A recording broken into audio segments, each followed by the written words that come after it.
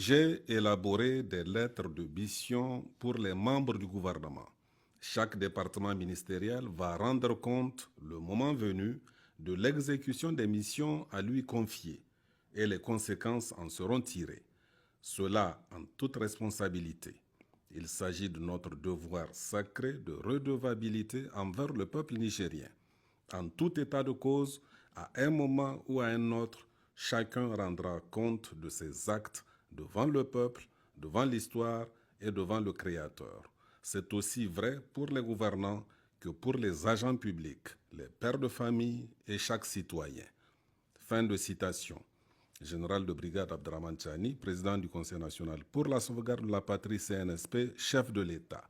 Message à la nation à l'occasion du 66e anniversaire de la proclamation de la République, 18 décembre 2024.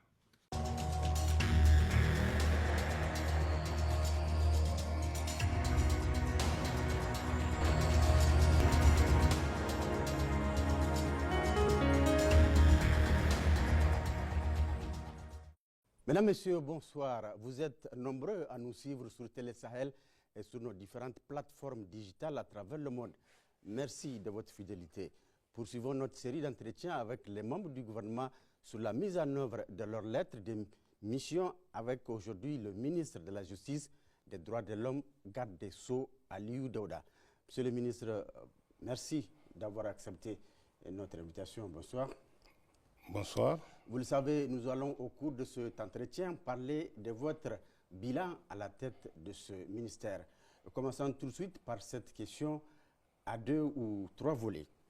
Monsieur le ministre, dans quel état se trouve le système judiciaire nigérien? Quels sont les grands défis auxquels il est confronté?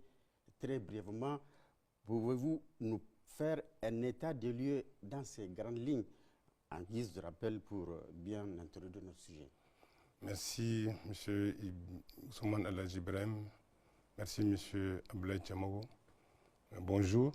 Je remercie tous les agents et les responsables de la RTN pour l'occasion qui m'est donnée aujourd'hui pour parler au peuple nigérien du bilan de la mise en œuvre de la lettre de mission à moi confiée par son Excellence, Monsieur le Président de la République, le général de brigade Abdraman Chani, qui est le magistrat, le premier magistrat.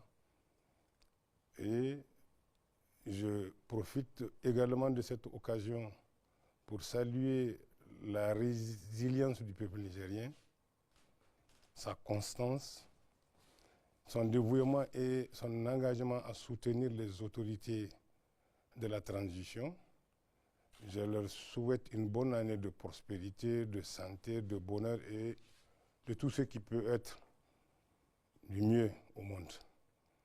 Je profite également de cette occasion pour présenter mes condoléances à tous les Nigériens, pour toutes les victimes civiles et militaires du fait de cette barbarie qui nous a été imposée par les terroristes, les groupes et entités terroristes, ainsi que ceux qui assurent leur financement. Je reviens pour remercier son Excellence, Monsieur le Président du Conseil national pour la sauvegarde de la patrie, chef de l'État, le général Abdraman Chani, pour la confiance qu'il a placée à ma modeste personne pour gérer le département de la justice des droits de l'homme dans ces temps de refondation avec de nombreux défis qui sont connus de tous les Nigériens. Cela dit, pour revenir à cette question, la question que vous m'avez posée, avant le 26 juillet, et ce n'est un secret pour personne, la justice était presque aux antipodes de la réalité nigérienne. Rares sont ces Nigériens qui font confiance à la justice nigérienne. Et cela pour plusieurs raisons. La première, c'est l'immixtion dans le traitement des dossiers judiciaires et politiques, le non-respect de l'indépendance de la justice, notamment dans l'exécution des décisions, parfois devenue définitive, le non-respect des critères dans les affectations des magistrats, la lenteur judiciaire qui a comme corollaire sur le plan pénal la surpopulation carcérale et au civil des procès qui ne finissent pas, avec en toile de fond certaines mauvaises pratiques, y compris correctives, toutes choses qui ont entaché la crédibilité du système judiciaire et ont fait en sorte que le peuple nigérien n'a plus confiance en sa justice. À ces mots aussi, il faut prévoir, voir d'autres facteurs qui ne sont pas de moindre importance. Il s'agit du faible investissement dans le secteur de la justice, du faible niveau de coordination des interventions des partenaires dans le secteur, du faible taux de couverture des juridictions sur le territoire nigérien, du faible taux de recouvrement des amendes et autres condamnations pécuniaires, avec aussi la non-rédaction des décisions de justice qui sont de nature à compromettre les intérêts des justiciables. Il y a aussi des problèmes d'ordre humain, parce que loin d'avoir suffisamment de magistrats pour couvrir les besoins des justiciables sur cette question, nous sommes aujourd'hui à un magistrat pour 55 000 habitants, alors que le standard international chiffre ou prévoit un magistrat pour 20 000 habitants et 2 greffiers pour un magistrat. Si on fait le ratio, nous avons moins d'un greffier par magistrat. Donc tous ces facteurs combinés peuvent constituer de façon objective tous les problèmes qui assaillent la justice et l'appareil judiciaire et font en sorte que les citoyens n'ont plus confiance à la justice. À tous ces problèmes, après une analyse approfondie de la situation, nous avons apporté des réponses en agissant sur les différentes causes qui sont à l'origine de ces problèmes, en faisant en sorte qu'il y ait un sérieux maillage des juridictions sur le territoire national et qu'on remette les magistrats au travail tout en rassurant les justiciables, en évitant des situations d'abus de droit, d'abus de position, d'abus de procédure. Et toutes ces choses, pendant ces 18 mois à la tête du ministère de la Justice, nous avons œuvré pour recadrer les magistrats, pour qu'ils ne disent que le droit, rien que le droit dans l'exercice de leur fonction. Nous nous attelons à vraiment offrir un service public de justice de qualité, qui tient compte des droits de toutes les parties, sans aucune discrimination. Monsieur le ministre, les Nigériens attendent beaucoup de la justice et depuis le 26 juillet 2023, il y a une forte demande sociale de cette justice. C'est une condition importante pour réussir notre vivre ensemble, consolider notre État et nous projeter dans l'avenir avec beaucoup de sérénité. Il y a bien entendu la question des moyens humains et financiers. Il y a également la question de l'organisation du système judiciaire, de l'indépendance des juges que vous avez évoqué tout à l'heure. Mais fondamentalement, vous conviendrez avec moi, monsieur le ministre, que le mal profond qui gangrène notre pays est la corruption de notre système judiciaire. Monsieur le ministre, pouvez-vous nous dire concrètement, depuis que vous êtes à la tête de votre département ministériel, qu'avez-vous fait pour lutter contre cette corruption? Qu'avez-vous fait ou envisagé de faire pour donner à la justice ses lettres de noblesse? Vous savez, ce n'est un secret pour personne de l'existence du phénomène de la corruption dans le milieu judiciaire. Ce n'est pas moi qui le dis. Il y a des études qui ont scientifiquement démontré l'existence du phénomène de la corruption en milieu judiciaire. Et cela bien avant même les états généraux tenus en 2012 de la justice. Et ce phénomène n'a pas encore disparu. Il reste encore et il constitue une véritable gangrène pour l'épanouissement du secteur de la justice. Et c'est connu de tous. C'est des études qui ont été publiées, que tous les Nigériens, vous-même vous avez parlé, les Nigériens ont soif de la justice. Ce n'est un secret pour personne. Dans la lettre de mission qui nous a été confiée par le président du Conseil national pour la sauvegarde de la patrie, chef de l'État, le général de brigade Abdelrahman Tchani, il nous a instruit d'œuvrer pour promouvoir une justice qui rassure. Une justice indépendante, assumée par des acteurs qui font le serment de soumission à la loi. Une justice égale pour tous, sans discrimination. Bref, une justice de qualité. Donc, pour revenir à la question de la corruption, s'agissant du secteur de la justice, depuis notre nomination à la tête du département du ministère de la Justice, notre politique, c'était d'œuvrer pour une tolérance zéro. Dès lors que les cas de corruption sont avérés, ils donnent lieu à des poursuites. Pour preuve, pour la première fois, nous avons 4 magistrats qui sont en détention pour des indélicatesses. Aujourd'hui. Et un greffier. D'autres procédures sur le plan disciplinaire sont en cours. La plus grande difficulté en matière de répression de la corruption, c'est l'existence d'un pacte secret entre le corrupteur et le corrompu, parfois avec l'intervention d'un intermédiaire, d'un intément. Il faut nécessairement que ce pacte, ce contrat de malveillance soit dissous pour qu'on en connaisse les clauses et les liens qui initiaient les parties. Ce qui est difficile à le faire. C'est pour cela, quand vous partez au tribunal de grande instance hors classe de Niamey, s'agissant du volet de lutte contre les crimes économiques et financiers, au-delà des magistrats, pour l'ensemble du corps des fonctionnaires, agents d'État ou tout autre justiciable, rares sont les cas où vous avez des dossiers ouverts uniquement pour faits de corruption. Mais nous avons œuvré pour renforcer les capacités des acteurs intervenant au niveau de ces pôles pour qu'ils soient en mesure, en examinant certaines infractions, pour aboutir sur des délits de corruption, par exemple, les questions d'enrichissement illicite dont nous sommes en train de revoir la législation pour que, à l'image des autres pays de l'AES, que nous ayons un dispositif juridique de lutte contre l'enrichissement illicite. Donc nous avons renforcé aussi le nombre de cabinets d'instruction pour qu'ils puissent prendre en charge ces thématiques. De 3, nous avons doublé le nombre de cabinets d'instruction au niveau du pôle spécialisé.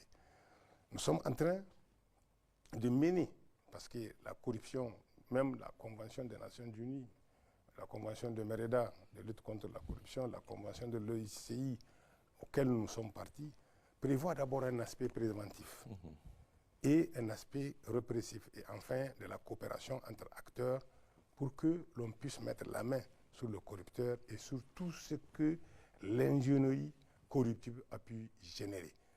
Donc nous sommes en train de sensibiliser, former, éduquer les magistrats, et en même temps, nous avons eu l'accord de toutes les corporations du secteur de la justice pour que nous menions une véritable campagne de lutte contre la corruption en renforçant une croisade de lutte contre la corruption, en renforçant les capacités des acteurs, d'abord pour la réprimer, mais en rappelant aux acteurs les obligations d'éthique et de déontologie.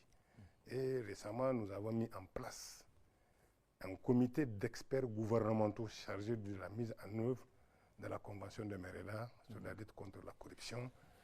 Le travail de ce groupe d'experts gouvernementaux, c'est de voir comment nous allons mettre en œuvre les différentes articulations de ce dispositif pour qu'enfin, au Niger, qu'on débarrasse l'appareil judiciaire dans un premier temps de la corruption pour que l'on puisse aller vers les autres services étatiques avec force, détermination pour lutter, parce que la charité bien ordonnée commence parfois bien même. sûr. Vous ne pouvez pas combattre le phénomène de la corruption si vous-même vous êtes corrompu. Oui, c'est sûr. Voilà. D'accord.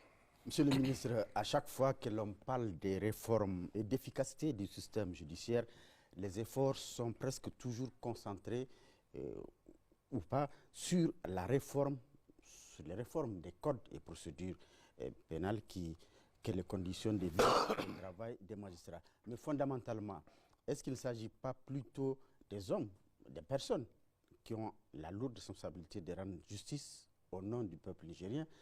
En cela, il faudrait certainement revoir le processus de recrutement, la formation, la carrière et même l'éthique du magistrat. Cette question rejoint la première, puisque ce sont des hommes qui animent l'appareil judiciaire. Ce sont les hommes qui animent le système judiciaire et ce sont les hommes qui sont l'objet de corruption.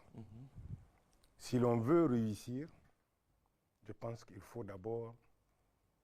C'est vrai, c'est bien de mettre les magistrats dans les conditions optimales pour qu'ils travaillent. Et à mon sens, aujourd'hui, par rapport au train de vie de l'État nigérien dans ce contexte actuel et par rapport à l'ensemble des fonctionnaires de l'État, moi je pense que le magistrat vit de façon sereine. Il a quand même un traitement qui lui permet vraiment de s'occuper convenablement de sa vie familiale sur le plan matériel. On peut avoir une idée de combien un magistrat gagne puisque vous évoquez la question? Bon, ça, je sais qu'ils gagnent. Les magistrats, ils ont eu beaucoup d'avantages. Par exemple, quand vous prenez les jeunes magistrats qui rentrent, ils ont déjà des frais pour s'installer, ils ont de quoi acheter. En tout cas, je ne rentre pas dans les conditions. Moi, j'estime qu'ils sont dans les conditions. À l'abri des besoins. Vraiment, bon, je ne peux pas dire à l'abri de tous les besoins, mais quand même les besoins essentiels, vitaux. Le salaire d'un magistrat nigérien lui permet vraiment de satisfaire ses besoins. Donc, maintenant, c'est pour cela que j'avais parlé tout à l'heure que les problèmes qui assaillent la justice nigérienne, qui étaient depuis l'avant États généraux, persistent aujourd'hui. Puisqu'on a tenu les États généraux, bien sûr. On a adopté des plans d'action de la mise en œuvre de recommandations issues des États généraux, mais ça n'a pas empêché la lenteur judiciaire. Ça n'a pas empêché la corruption dans le milieu judiciaire, puisqu'au moment de ces États généraux, la question était posée, était discutée, et on a fait des recommandations tendant à aboutir à éliminer cette corruption. Et pourquoi cet état de fait, s'il y a eu quand même ces états généraux qui sont réels, des recommandations et tout, et jusqu'ici on n'arrive pas à appliquer, c'est quoi le problème alors? Les états généraux, c'est la faiblesse des acteurs dans la mise en œuvre La faiblesse des acteurs. Des acteurs D'accord. Dans la mise en œuvre, et vous allez le comprendre pourquoi. Puisque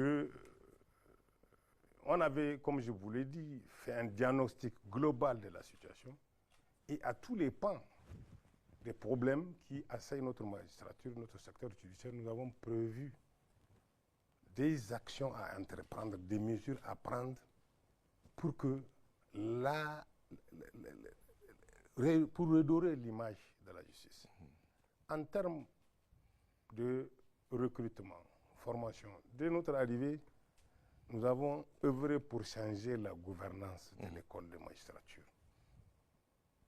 Nous avons œuvré pour redéfinir le curriculum de formation.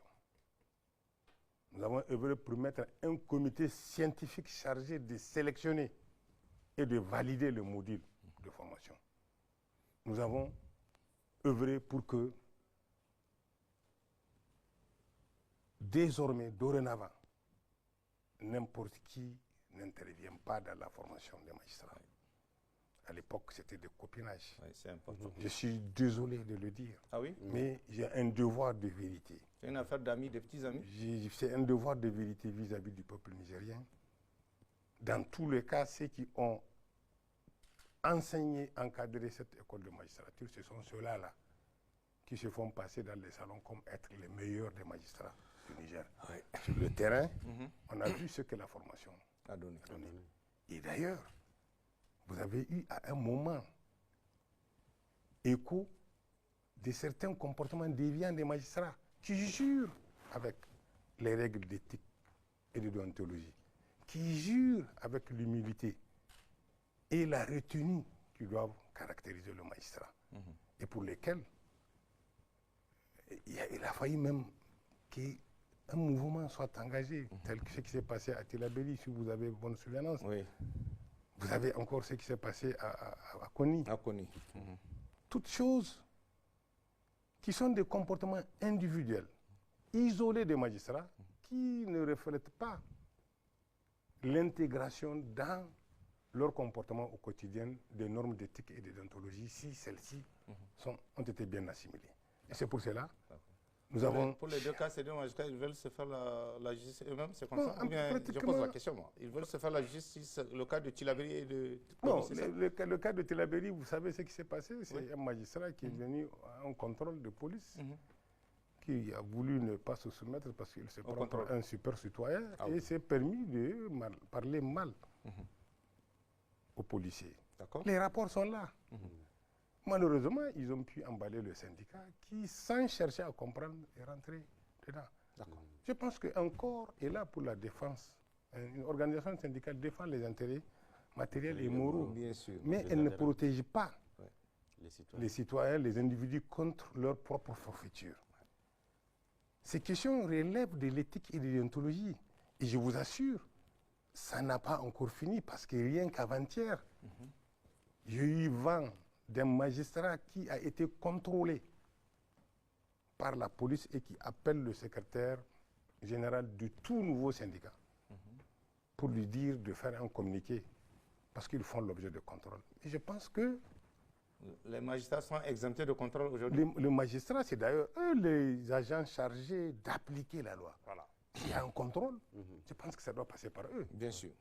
La charité bien ordonnée doit commencer par soi-même.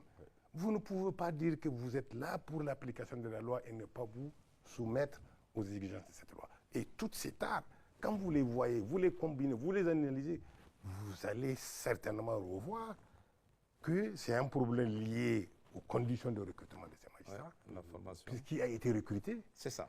C'est un problème lié à la formation, puisque si le magistrat n'a pas été formaté, s'il a les bonnes qualités pour être recruté, s'il n'a pas été formaté, si vraiment ceux qui l'ont encadré, comme ils se font passer, ils sont un exemple, il doit refléter l'exemple sur le terrain.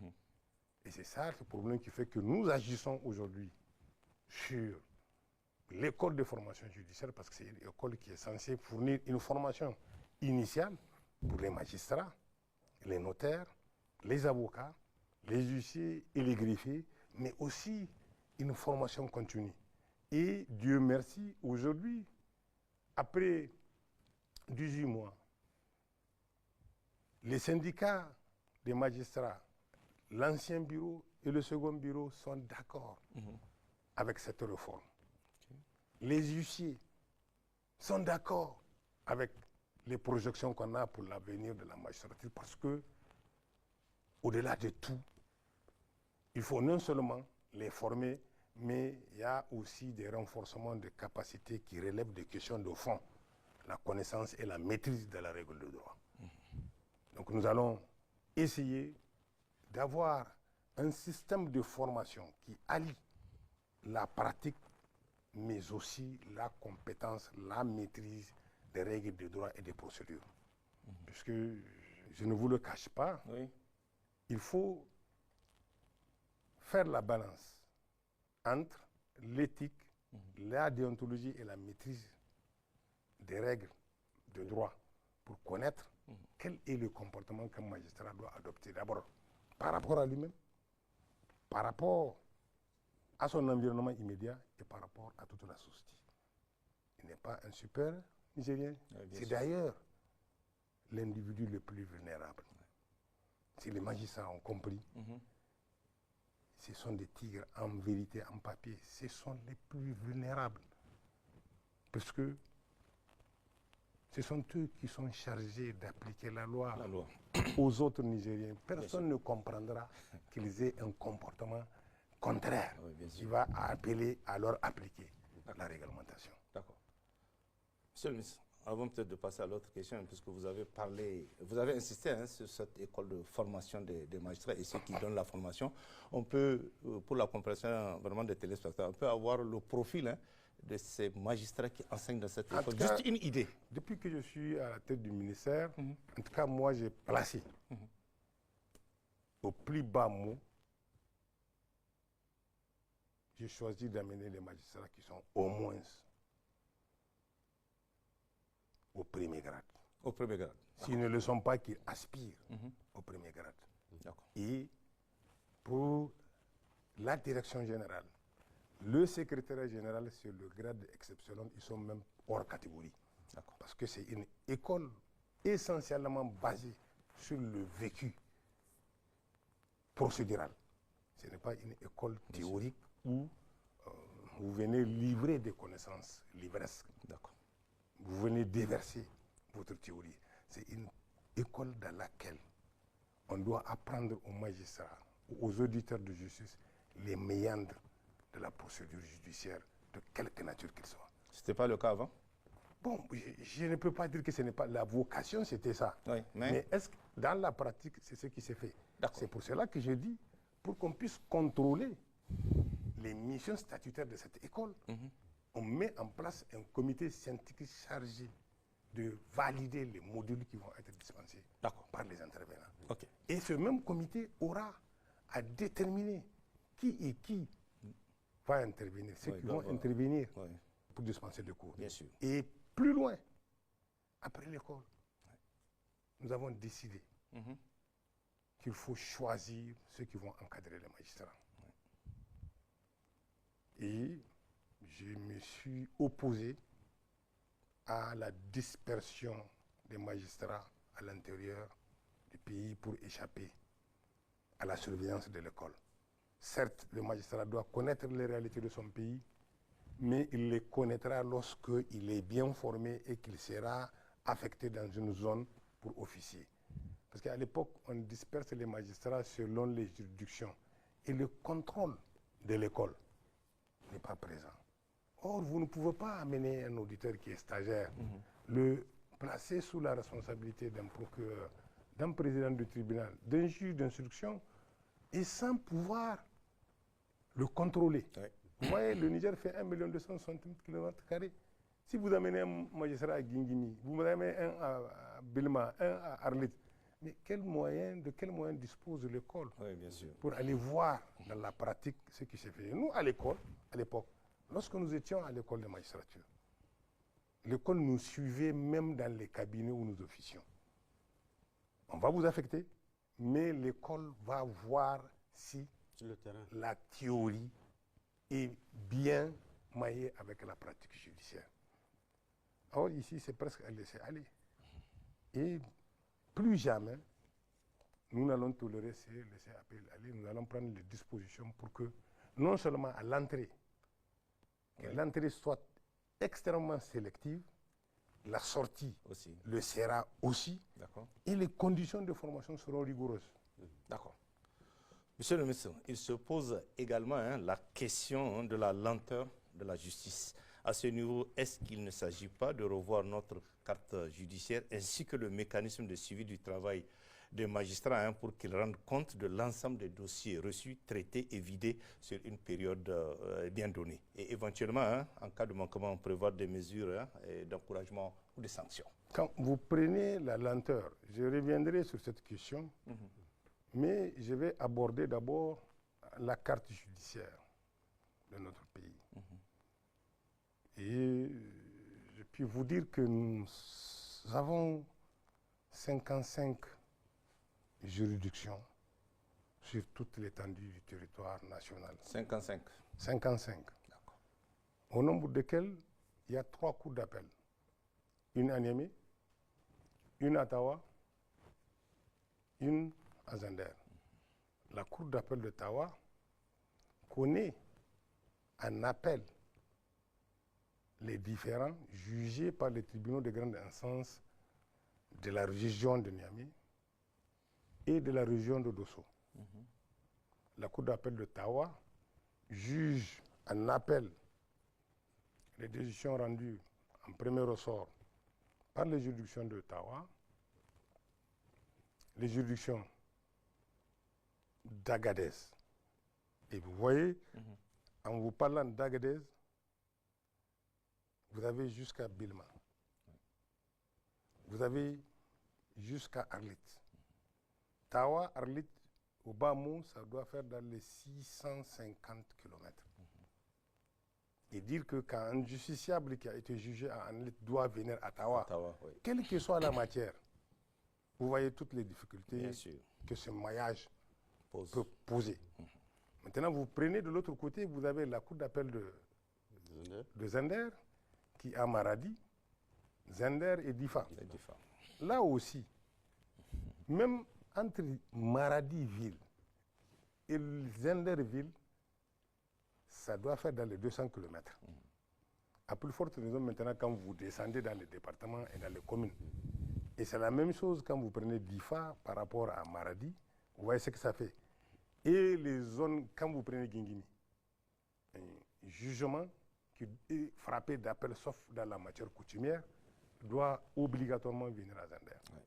Donc vous voyez, même ça là, c'est suffisant pour que l'on parle de la lenteur judiciaire. La couverture est insuffisante. C'est de vrais obstacles. Vous avez 10 tribunaux de grande instance, dont les 8 sont dans les chefs-lieux de région, avec un tribunal de grande instance hors classe, celui de Niamey, plus 2 autres tribunaux de grande instance, un à Koni et un autre à Arlit. Maintenant, vous avez 37 tribunaux d'instance, 4 juridictions spécialisées, le pôle judiciaire spécialisé en matière économique et financière, le pôle judiciaire spécialisé en matière de lutte contre le terrorisme et la criminalité transnationale organisée, le tribunal de commerce, le tribunal militaire.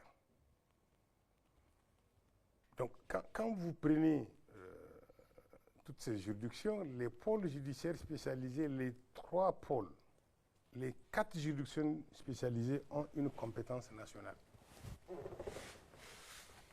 Je ne sais pas si vous me faites comprendre. On vous suit, monsieur le ministre. On vous suit. Une compétence nationale, cela veut dire quoi?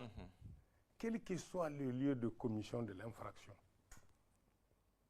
quel que soit le lieu de commission de l'infraction, la connaissance du litige est dévolue à ces juridictions spécialisées qui sont à Niamey. Ouais. Pas ailleurs. Pas ailleurs.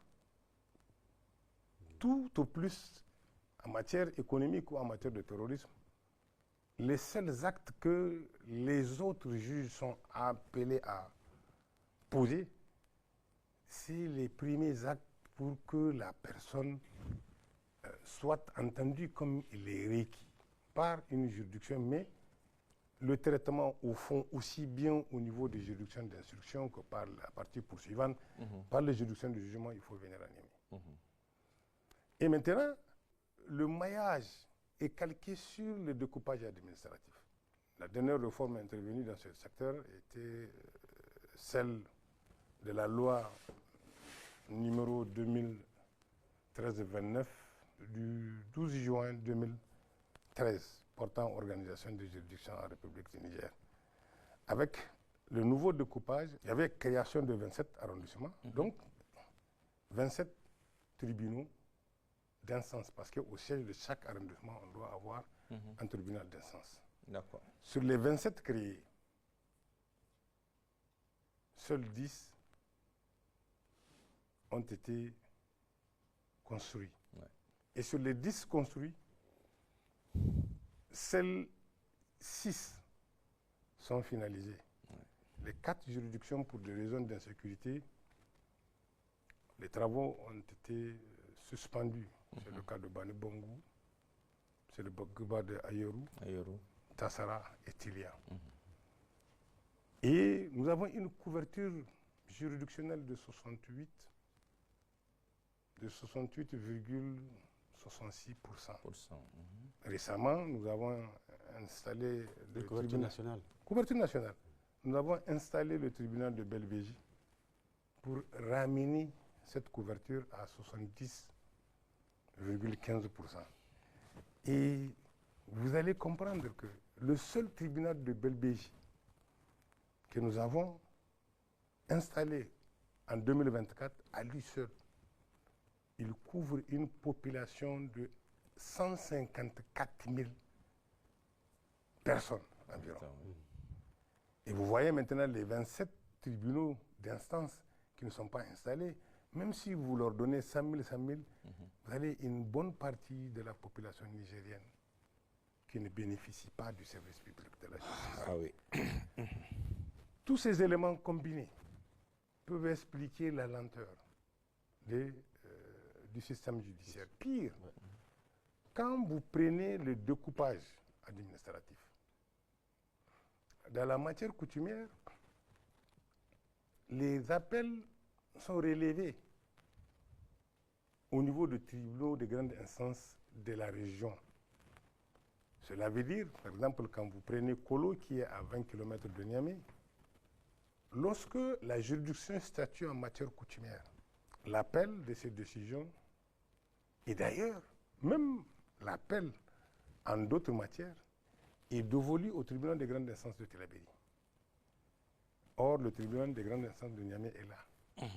Il faut faire 130 km pour aller pour l'appel. Donc, vous voyez, c'est un maillage que nous sommes en train d'étudier, de revoir quelle serait la meilleure façon pour permettre aux justiciables vraiment d'avoir le service public de la justice. Monsieur le ministre, par rapport à cette lenteur, hein, ça, il faut aussi le dire, il y a quand même des juges qui dorment avec les dossiers. Oui. Des gens, qu'est-ce qu'il faut faire? Parce qu'on a vu les procédures souvent qui tapent parce que le juge n'a pas fait son travail. J'ai dit que je vais revenir sur cette question de lenteur.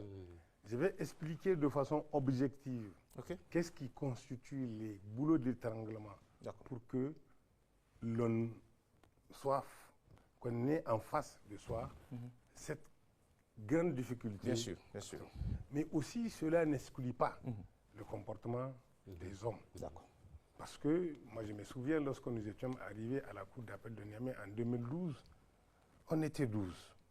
Et cette cour s'occupait du contentieux de la région de Niamey, Dosso, Tillabéri. J'ai oublié de vous dire que la cour d'appel de Niamey s'occupe de Tillabéri. Oui. Niamey, Dosso, Tillabéri. Et jusqu'à ressort de la cour d'appel de Tawa. Donc aller jusqu'à Arlit, jusqu'à Agadez. Mais on était 12. Et à l'époque, toutes les audiences, y compris celles de référé, étaient collégiales. Mais quand même, on a battu un travail parce que nous avons des chefs de juridiction qui s'assumaient. Et on était presque en compétition et chacun voulait montrer son mieux. Mais maintenant, au-delà de cela, vous avez aussi la question des renvois de procédures. Avant qu'on arrive à la question de rédaction, vous avez aussi la question d'acte de procédure. Quand vous prenez la matière pénale, elle est organisée de telle sorte que pour qu'une personne soit citée à comparaître par devant une juridiction pénale, selon son domicile, il y a un délai qui doit être observé par les juridictions avant de servir l'acte. Vous avez des délais qu'on appelle de comparution. 8 jours, 1 mois, 2 mois, et jusqu'à 90 jours lorsque vous n'êtes pas en Afrique. En Afrique, 70 jours. Si vous êtes hors du ressort de la juridiction, au Niger, 30 jours. Et si vous êtes à l'intérieur, vous avez 8 jours pour comparaître. Le gros des problèmes qui se posent, il y a un manque de suivi des chefs de juridiction. Ça, par les magistrats? Un manque de suivi, je dis, des chefs de juridiction. Des chefs de juridiction, d'accord. Puisque quand vous montez à une audience dans laquelle il y a eu des renvois, normalement, à la fin de l'audience, le parquet général ou le parquet d'instance doit prendre le primitif pour vérifier quels sont les dossiers qui sont retenus et quels sont les dossiers qui sont renvoyés et à quelle date. Puisqu'il y a des délais à observer en fonction de la date de renvoi. Et de la date de renvoi, les actes de procédure doivent être faits, ce qu'on appelle les cédules de citation. Mais généralement, c'est à l'avant-veille ou à une semaine de la tenue des audiences qu'on va courir pour faire cette cellule. Et on va donner à des huissiers qui vont les servir contre la loi. Et des fois, on donne à des huissiers qui gardent leur cellule et attendent au dernier moment pour courir à droite, à gauche, servir ces cellules. Toutes choses. Quand vous venez devant une juridiction, on ne peut que constater une défaillance légale qui implique l'annulation de la procédure et le renvoi. Les vices de procédure. Oui, et que vous voyez, si c'est récurrent, pour quelqu'un qui est à l'extérieur, 90 jours, 2 renvois de son dossier, ça lui fait 6 mois. 4 renvois, ça fait 1 année. Et même en Afrique, 3 renvois, ça fait 6 mois. Ça fait une demi-année. Au Niger, même à l'intérieur, quand quelqu'un doit quitter Arlit pour venir à Tawa, pour un dossier qui a été renvoyé 1 fois, 2 fois, vous voyez ce que ça fait. Toutes choses qui sont de la responsabilité des chefs de juridiction et sur lesquels nous avons écrit et fait des circulaires pour leur dire de reprendre en main le contrôle interne de juridiction et de veiller à ce que les actes de procédure soient faits dans le respect des règles. D'accord. Voilà. De l'autre côté, maintenant, quand vous prenez l'aspect civil, la lenteur, elle est là. Mais vous savez, le magistrat, si vous voulez, c'est lui qui est la plupart du temps indexé. Je ne suis pas là pour le défendre.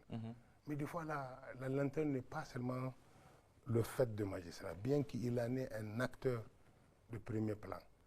En matière civile, depuis l'avènement du Code de procédure civile nigérien, nous avons institué au niveau des juridictions ce qu'on appelle des juges de la mise en état. Avec l'avènement de ces juges, l'échange des conclusions et autres mémoires de défense est organisé dans le cabinet du juge de la mise en état, que ce soit devant le tribunal de grande instance ou devant une cour d'appel. Et lorsque le dossier est sur le point d'être jugé, donc si toutes les parties ont échangé les écritures, le juge de la mise en état prend une ordonnance de clôture et de renvoi de la cause devant une juridiction pour plaidoirie. C'est la même chose à la cour d'appel, dans les cours d'appel, et c'est la même chose dans les tribunaux de grande instance. Mais malheureusement, à l'audience de plaidoirie, normalement, aucun renvoi n'est toléré, puisque c'est fait pour que la cause soit débattue, des arguments discutés, et qu'elle soit jugée, si on peut le faire, sur le siège ou mise en délibéré pour jugement à advenir à date précise. Les parties s'arrangent malgré ce temps consacré pour préparer ce procès à obtenir des renvois. Dès lors qu'il y a un renvoi, 2 renvois, mais c'est fini. Le juge de la mise en état a fait presque 3 mois en train de préparer un dossier, avec l'accord de toutes les parties. Et vous allez voir une partie qui trouve un malin esprit à vouloir obtenir un renvoi. Moi, je ne le tolérais pas. Je ne le tolérais pas. Et quand je renvoie, quand un dossier arrive à l'audience de plaidoirie, tout au plus, si je vous concède, je ne peux vous concéder qu'un seul renvoi. À défaut, je retiens et je juge, et la procédure est contradictoire parce que les échanges des conclusions se faisaient contradictoirement. Pire, si vous prenez même la matière la plus simple ou la plus rapide, le référé est devenu presque une audience ordinaire avec les renvois intempestifs que les parties demandent. Mais tout ça là, c'est au juge de s'assumer. D'accord. De ne pas accepter lorsque le dossier est renvoyé pour une audience de plaidoirie, de ne pas accepter le renvoi. Tout comme les dossiers de référé. Les avocats le savent. Moi, lorsque j'étais président de la cour d'appel, je ne peux concéder qu'un seul renvoi pour les dossiers de référé. Si vous n'êtes pas prêt, je le renvoie au rôle général. Mais on ne va pas venir toujours s'éterniser en train de renvoyer. Bien sûr. Soit on veut que la chose soit jugée, soit vous ne voulez pas. Voilà. Toutes ces raisons sont de nature à alourdir le traitement du dossier. Sans compter maintenant la question de la lenteur de la rédaction. Et la rédaction Sans compter la question de la rédaction des actes la réalisation des jugements Voilà. et des décisions de justice, qui est aussi un problème qui implique la responsabilité des chefs de juridiction. Parce que pour chaque audience, en dehors des référés qui Ce sont... n'est pas les greffiers? Non, chaque audience, non, les greffiers, en fait, ce n'est pas à eux de rédiger. Bien sûr. Bien sûr. Les greffiers, leur rôle, si vous voulez, c'est pour authentifier la tenue de l'audience, les débats, les échanges, tout ce que les parties ont dit. C'est vrai, quand le juge fait sa décision, il le remet au greffier pour la mise en forme. Mais ce n'est pas au greffier de rédiger à la place du juge sa décision. Lui, il est un acteur majeur sans lequel on ne peut pas tenir des audiences. Son absence est une cause de nullité d'une procédure ou d'une décision que vous avez. Donc, il a son rôle, il a la plume, c'est lui qui prend, qui note ce qui a été dit. C'est au juge de factomer sa décision, de remettre au greffier qui était à l'audience pour la mise en forme. Pour les audiences qui sont collégiales, donc, normalement, il importe au chef de juridiction, au président des audiences. Après chaque audience, vous êtes monté à 3, vous avez retenu 15 dossiers, normalement vous faites une répartition. Après délibérer le dossier bien, et vous remettez au juge. Normalement, vous devez suivre pour que les juges vous rendent des décisions. Et je vous assure, lorsque j'étais arrivé ministre de la Justice, j'ai dû faire face à des situations inexplicables. Des personnes en détention pendant plus de 13 ans, dont les dossiers sont perdus. Carrément. Carrément, on était obligé de procéder à des reconstitutions pour ordonner leur mise en liberté provisoire.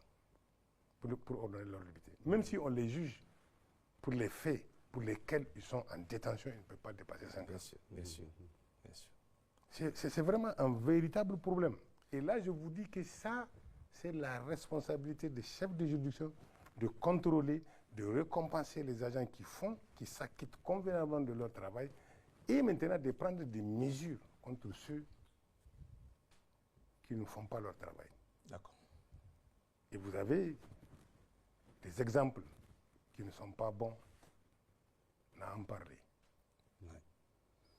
D'accord. Monsieur le ministre, la question de l'indépendance de la justice est au cœur des préoccupations des citoyens nigériens, vous le savez. Que faut-il faire sur ce plan? Toutes les questions du secteur de la justice liées aux hommes sont impliquées. Et c'est lié aux hommes, aux acteurs judiciaires.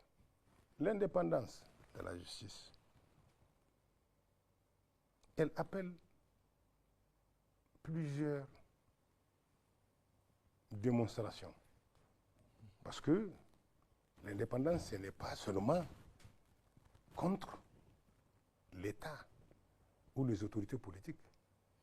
L'indépendance, d'abord, c'est contre le juge lui-même, contre sa famille, ses propres intérêts, ses amitiés, ses relations familiales et autres, et contre les justiciables avant d'être contre l'État. Donc, si un juge... L'indépendance contre sa famille, vous dites? Oui, contre ça, parce que vous savez, aujourd'hui, tout le monde connaît, au Niger, quand vous avez un dossier, on peut aller, même si c'est à Guingimi, trouver vos parents pour demander qu'ils interviennent. Il faut être à équidistance, respecter ses relations, mais ne pas accepter d'être compromis ou de compromettre les intérêts d'un justiciable pour servir la galerie de quelqu'un. Parce que celui qui voulait obtenir une décision par voie détournée mettra tous les moyens pour le faire.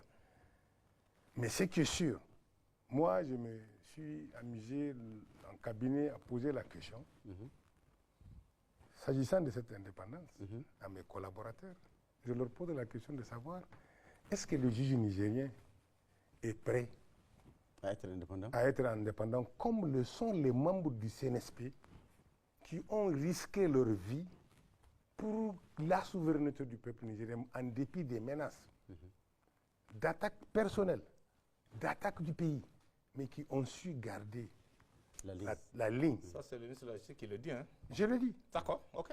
Je le dis parce que il ne faut pas penser que l'indépendance, là, ça peut s'acquérir comme ça. Et c'était quoi la réponse? À la réponse, bon, je n'ai pas de réponse. Parce que pour moi, il faut que le juge soit lui-même prêt à être indépendant. Pourquoi je le dis, je ne suis pas venu pour dénigrer quiconque. Bien sûr. Mais je prie Allah qu'il en soit témoin.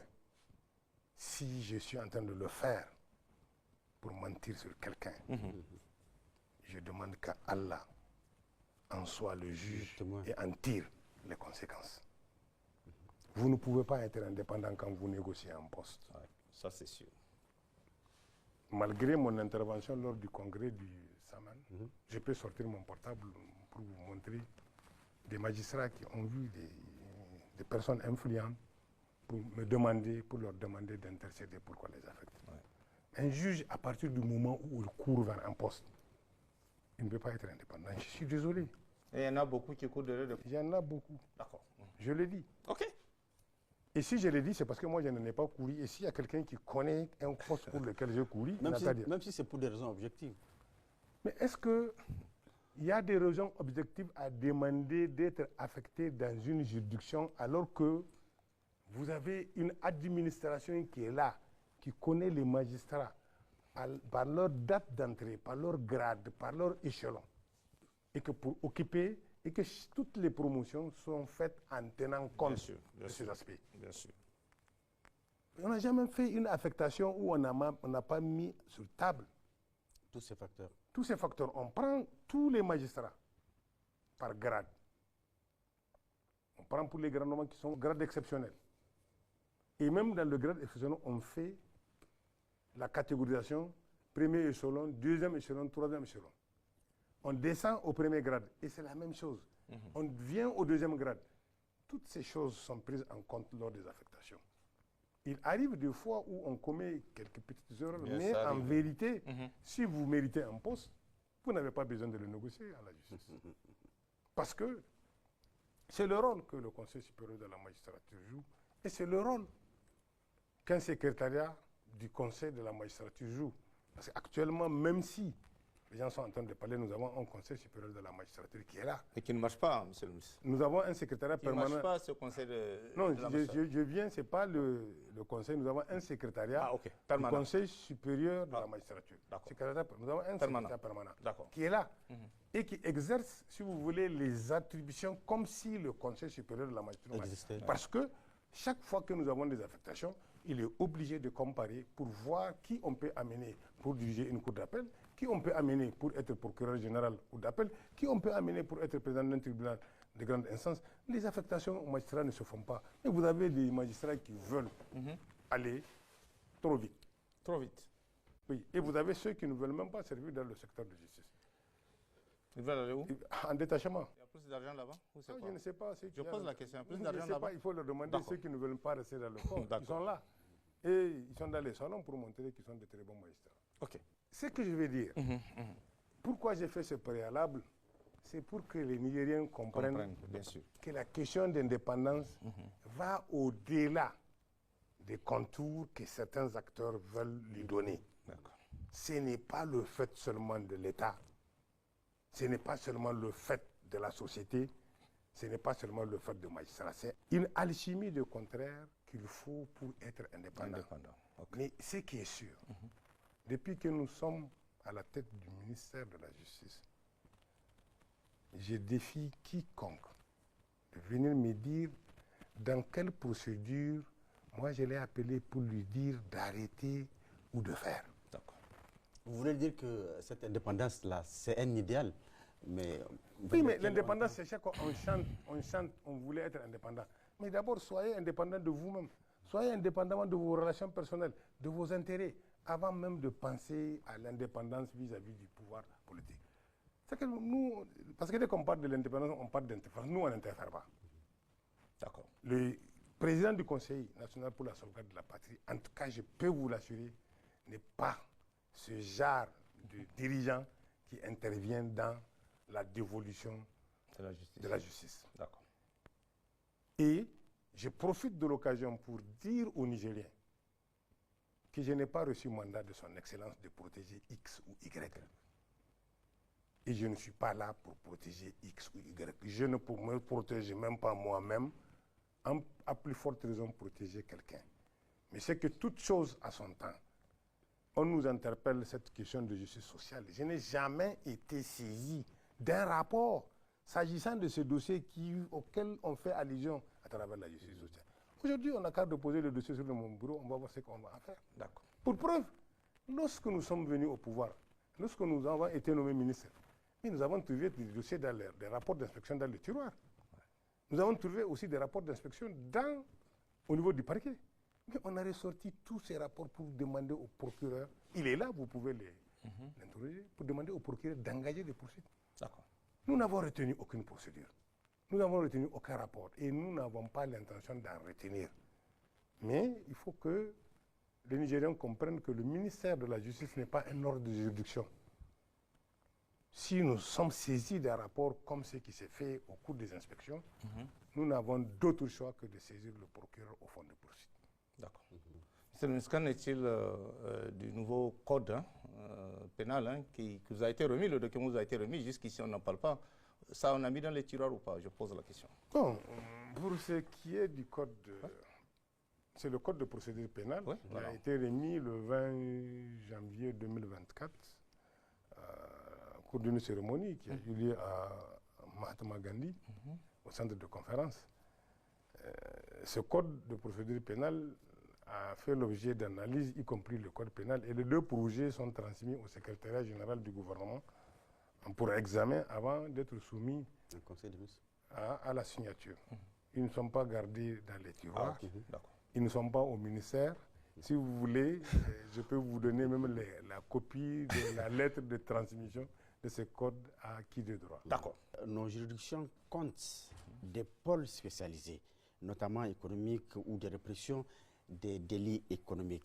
Dans ce cadre, on parle beaucoup des dossiers des crimes économiques devant la justice et par rapport auxquels les Nigériens attendent que la lumière et la vérité soient dites. Qu'en est-il?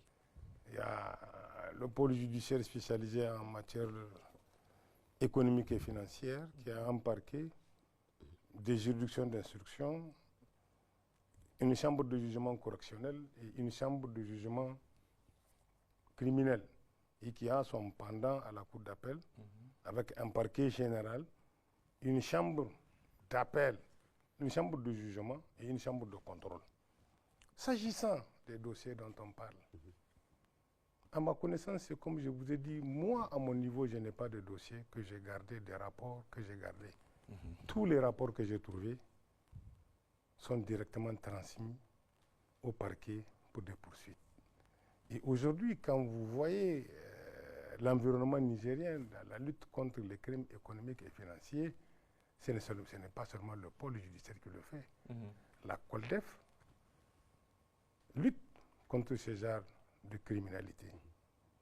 Et vous avez aussi un acteur non moins important qui est l'AJE, l'Agence judiciaire de l'État. S'agissant spécifiquement du pôle judiciaire spécialisé en matière de lutte contre les crimes économiques et financiers, j'ai pu vous dire qu'en 2023, il y a eu 16 dossiers qui ont été enrôlés, qui ont donné lieu à des poursuites devant ce pôle. Et en 2024, nous avons 34 dossiers qui ont fait l'objet de poursuites. Pour ces dossiers qui ont fait de poursuites, certains relèvent de la chambre correctionnelle. Et le tribunal correctionnel du pôle judiciaire spécialisé a statué. Après condamnation, il a ordonné de confiscation et alloué une somme de 4 milliards 49 millions 607 600 et quelques francs.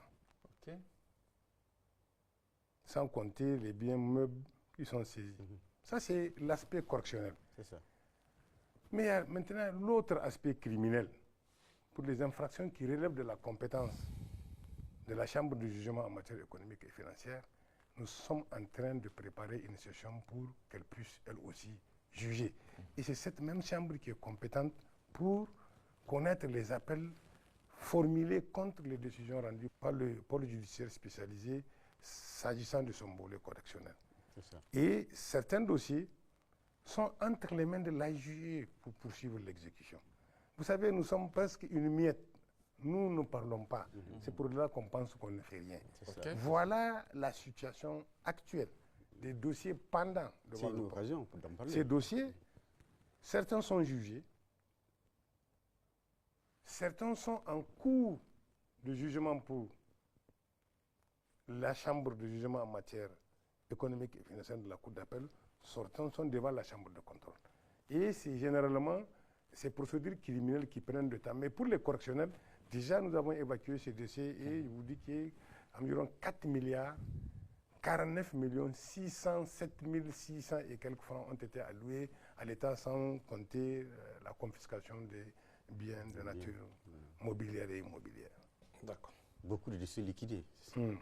Donc, en tout cas, c'est liquidé, c'est entre les mains de la JE, c'est elle qui est chargée de poursuivre l'exécution des décisions rendues par les juridictions au profit de l'État. D'accord. Monsieur le ministre, le volet judiciaire de la lutte contre le terrorisme soulève beaucoup d'interrogations. Pouvez-vous nous dire quelles sont les mesures envisagées pour que les terroristes soient véritablement identifiés et qu'aucun n'échappe à la justice, parce que par le passé, on a vu des terroristes qui ont échappé à la justice, qu'on a libérés. Bon. C'est ce qu'on nous a dit. Ce qu'on vous a dit, c'est ce que nous avons tous dit. Nous avons tous suivi le moment où c'est disait. Très bien. Mais maintenant, ce qui se passe, c'est vrai, il y a le pôle judiciaire spécialisé en matière de lutte contre le terrorisme et la criminalité transnationale organisée, qui a une compétence nationale, comme je vous l'ai dit, qui a son siège à Niamey, qui a un parquet, qui a une chambre correctionnelle, qui a une chambre criminelle et qui a une chambre de contrôle à la Cour d'appel et une chambre de jugement.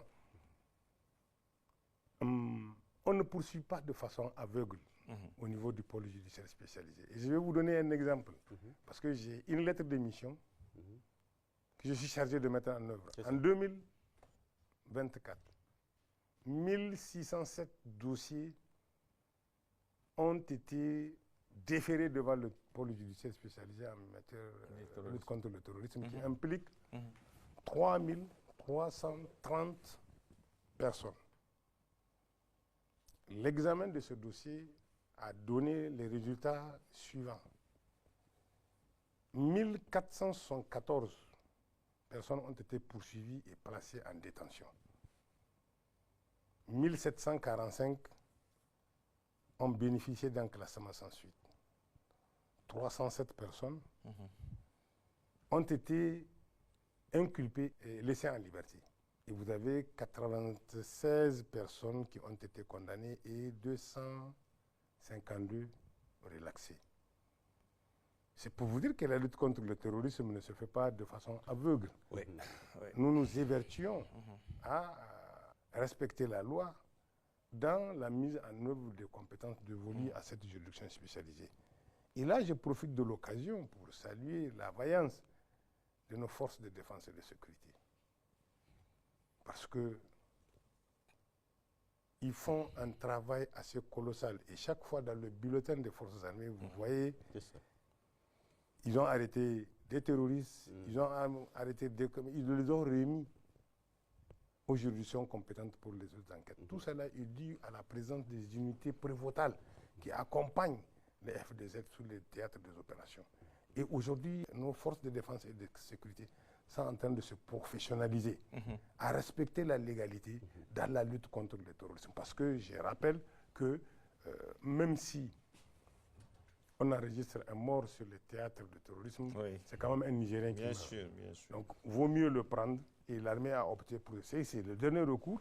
Ils utilisent la force parce que se tuer ou être tué. Lorsqu'ils n'ont pas le choix, ils sont obligés. Mais tant qu'ils ont la possibilité d'arrêter, c'est que... Donc, vous voyez ce qu'on est en train de faire. Et parallèlement, vous savez, aujourd'hui, l'activité terroriste fait recours aux nouvelles technologies de communication. Surtout l'utilisation des téléphones, la téléphonie mobile. Pour qu'aucun terroriste n'échappe, nous avons pris des mesures courageuses autour desquelles nous avons d'abord réuni autour de nous, en présence du ministre en charge de la communication, tous les opérateurs de téléphonie mobile.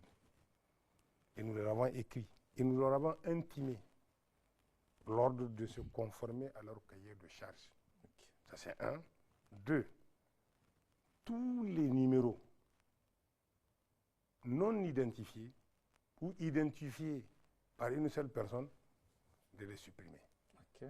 À défaut, lorsque nous allons engager une poursuite pénale contre un terroriste ayant utilisé un numéro appartenant à un opérateur de téléphonie mobile qui n'est pas identifié, nous allons poursuivre les responsables pour complicité ou aide ou assistance. Oui, parce qu'il y a aussi la responsabilité pénale des personnes morales, qui n'exclut pas aussi la responsabilité des individus.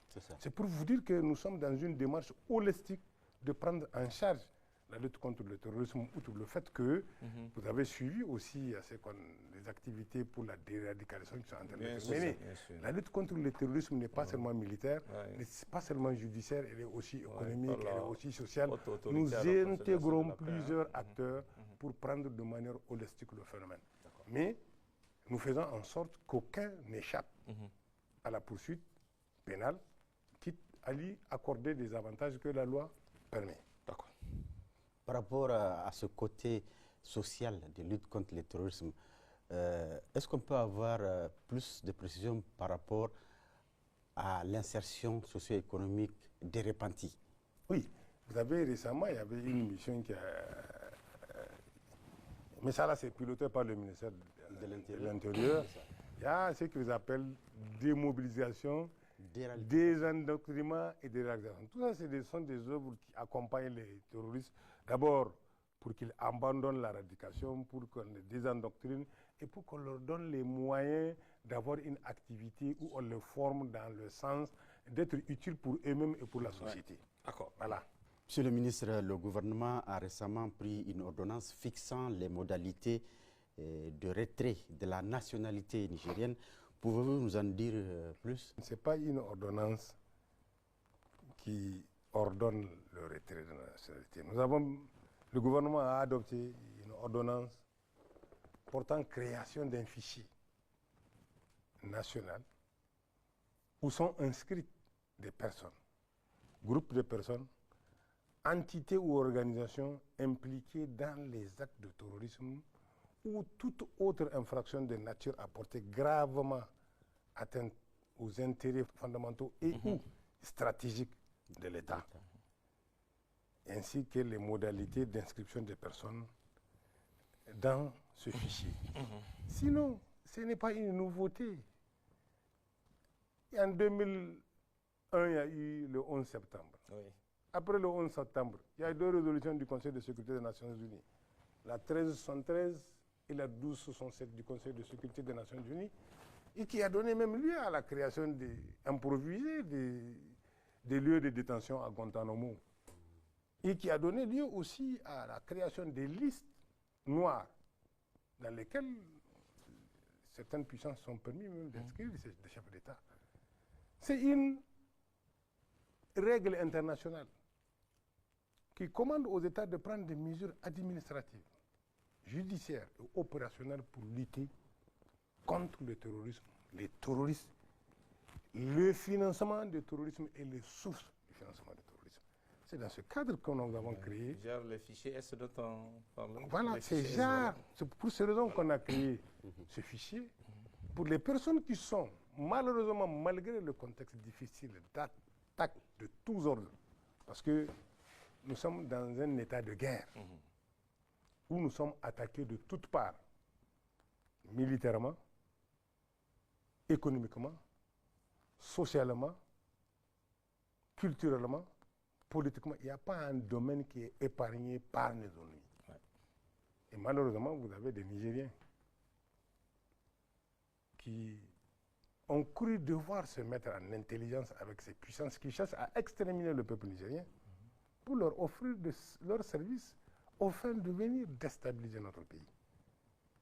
C'est pour cela que ces personnes ont été inscrites dans ce fichier et l'inscription de ce fichier emporte, c'est l'inscription qui emporte le retrait provisoire voilà. Et l'interdiction de voyager, l'interdiction des transactions financières, tout. c'est un ensemble, c'est ce que les États-Unis ont fait contre Ben Laden, avant même d'aller jusqu'à le tuer. Tout à fait. Nous sommes obligés de nous protéger contre nous-mêmes, parce que nous avons des Nigériens qui sont impliqués dans ces actes. Et ça, là, ce n'est pas un feu nouveau, puisque le code pénal a prévu des peines qu'on appelle complémentaires. Certaines sont facultatives, certaines sont obligatoires et laissées à la discrétion de la juridiction du jugement. Nous avons adhéré à beaucoup d'instruments universels de lutte contre le terrorisme. Et même dans le cadre du Djaba, si nous n'avons pas quitté la CEDEAO, il y a la liste noire des pays membres de la CEDEAO. J'étais à la CENTIF. C'est quelque chose que je connais. Ce n'est pas nouveau. Et d'ailleurs, De Gaulle a été déchu de sa nationalité par le gouvernement français de Pétain. Je vous informe. Déchu de sa nationalité. Déchu de sa nationalité pendant qu'il était en exil en Grande-Bretagne. J'ai l'acte, je ne savais pas que cette question allait être là. J'allais vous l'amener. D'accord. Et récemment, Kémy Séba n'a-t-il pas été déchu de sa nationalité Française par le gouvernement actuel de Macron, auquel nos compatriotes apportent aide, secours et assistance pour déstabiliser notre pays? Quel mal avons-nous fait si nous l'avons inscrit dans ce fichier, alors que lui, du fait de l'activisme de Kémy Séba, ils l'ont déçu par leur juridiction de sa nationalité. Nous, on a inscrit des Nigériens. Il y a des possibilités de recours. C'est une suspension provisoire. Lorsque le jugement serait définitif, on confirmera la mesure provisoire. Et la personne peut venir aussi se défendre pour dire que ce que vous me reprochez, je n'ai pas. Si la personne adopte un comportement national, elle revient, parce que le Niger, c'est notre pays, on peut revoir son cas dans les limites prévues par la loi. Ce n'est pas une invention comme les gens pensent que c'était pour faire du mal à quelqu'un. Je pense qu'il n'y a pas plus grand mal à faire que d'attaquer un peuple. Une guerre, on peut la commencer, mais personne n'en connaît les conséquences. Une guerre, nous avons vu ce qui s'est passé en Libye. Sous prétexte de défendre des droits de l'homme, la Libye et d'autres, l'un des pays les plus développés dans la sous-région, est devenu l'un des derniers pays. Et le mal causé à la Libye, c'est aujourd'hui ça qui nous sert. Bien sûr. Qui sert de source pour notre déstabilisation. Donc, l'exemple de la Libye n'a-t-il pas suffi aux Français, parce qu'ils étaient les premiers à intervenir, pour venir commanditer la CEDEAO pour qu'elle agresse militairement le Niger? Et d'ailleurs, les agressions ne sont pas finies. Maintenant, ils sont en train de nous agresser sur tous les plans. Et vous avez suivi son Excellence, le ministre d'État en charge de la Défense, lorsqu'il est venu. Vous savez ce qu'il vous a dit. C'est une façon même enrobée de vous dire cette réalité. Donc, que les Nigériens se disent, cette ordonnance-là, sa légalité ne souffre d'aucune discussion. Et d'ailleurs, si au niveau des Nations Unies, à travers la résolution 1313, le Conseil de sécurité a décidé d'établir une liste noire, pourquoi le Niger, pays membre de l'ONU, ne peut pas se donner sa propre liste noire? L'Union européenne en dispose. Les États-Unis, en dehors du circuit des Nations Unies, ont leur propre liste noire. Et l'Union africaine en dispose. La CEDEAO en dispose. Pourquoi les États-Unis ont leur propre liste noire? Pourquoi la France a sa propre liste noire? Pourquoi nous, les Nigériens, nous ne pouvons pas avoir notre propre liste noire? Une déni des droits. En tout cas, c'est comme ça et il faut que les gens se le comprennent, les Nigériens. Nous sommes dans une démarche de souveraineté irréversible. Et personne au monde ne doit nous dicter la conduite à tenir, surtout pas sur le domaine du droit. Surtout le droit interne. C'est notre pays. Nous sommes libres d'élaborer la législation applicable aux Nigériens qui ne respectent pas l'ordre établi. Voilà, merci. D'accord. La souveraineté passe par là. Donc, on va continuer, monsieur le ministre, les citoyens nigériens. développent depuis un certain temps des sentiments de méfiance vis-à-vis de la justice. Pouvez-vous nous dire les réformes que vous avez engagées en vue d'améliorer le climat de confiance avec les justiciables et quels sont les rapports entre votre département ministériel et les différentes corporations du système judiciaire? On veut un peu savoir. Ça, c'est deux questions que vous avez jumelées. Voilà. C'est deux volets. Voilà. Donc, merci M. Abdoulaye Kimogo. C'est vrai, c'est un tourisme. Puisque les Nigériens n'avaient pas confiance à la justice. Ah, ils n'ont pas confiance. Et ils le disent Ils souvent. le disent. Et Ils le disent assez souvent.